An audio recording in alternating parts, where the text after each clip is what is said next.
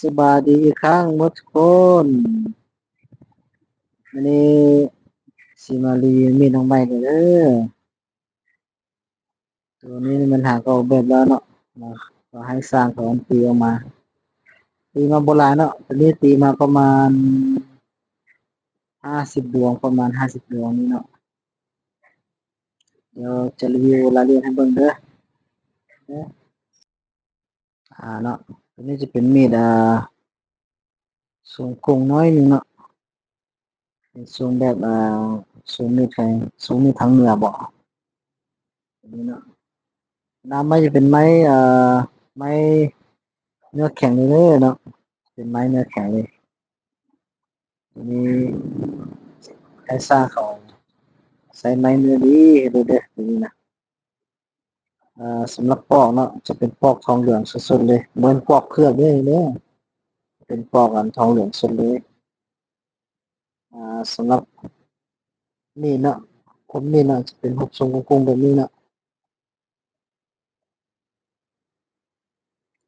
ความยาวมันจะอยู่ที่เท่าไหร่เดี๋ยวจะแค่ให้เบิ่งว่าเนาะมันจะมีความยาวความหนาความกว้างเท่าใดสำหรับด้ามมีดเนาะจะใช้ด้ามมีดให้เบิ่งก่อนด้ามมีดนี้มันจะอยู่ที่ไล่จากปอกมีดมาเนาะจะอยู่ที่ประมาณ17 เซนเนาะเอาปลายด้ามเลยเนาะ17 เซนสำหรับคมมีดเนาะคมมีดจะมีความยาวอยู่ที่อ่า28ครึ่ง28ครึ่งเนาะความยาวของคมมีด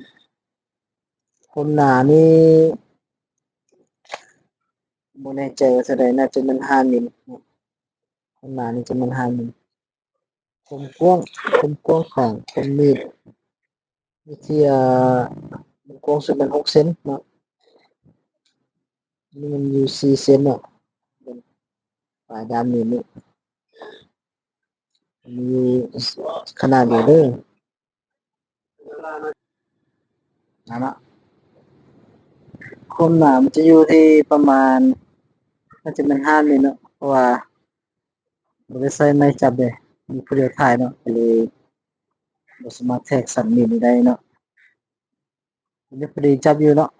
จับพอดีไซส์แหละนี่นะมันก็บ่ยาวหลายเนาะบ่ยาวหลายพอดีไซส์เด้อขนาดนี้มันพอดีไซส์เลยเนาะมันจะบ่สั้นเกินบ่ยาวเกินเนาะพอดีไซส์พอดีฟันเนาะตัวนี้นี่สำหรับมีดนี้คือแจ้งตอนต้นเนาะจะมีแต่ขนาดเดียวเด้อตัวนี้นี่ขนาดเดียวเนาะขนาดเดียวมันจะถ่ายมือใกล้ๆให้เบิ่งเด้อตัวนี้เนาะ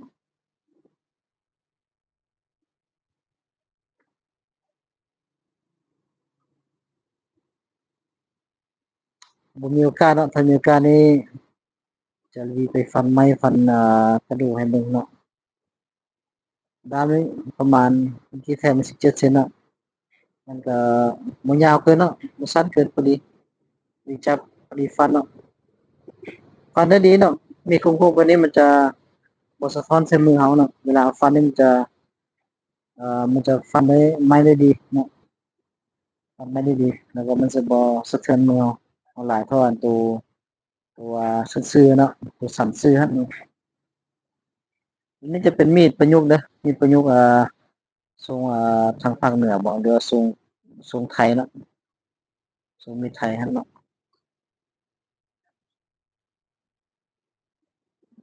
สนใจสามารถติดต่อได้เด้อเบอร์โทรแม่น0205587788เนาะดูบ่ได้พร้อมเนาะห้านมันตั้งอยู่ตลาดพลสวรรค์เด้อเมืองแปดแขวงเชียงขวางสนใจสามารถติดต่อได้ส่งง่ายเด้อขอบใจพบกันคลิปหน้า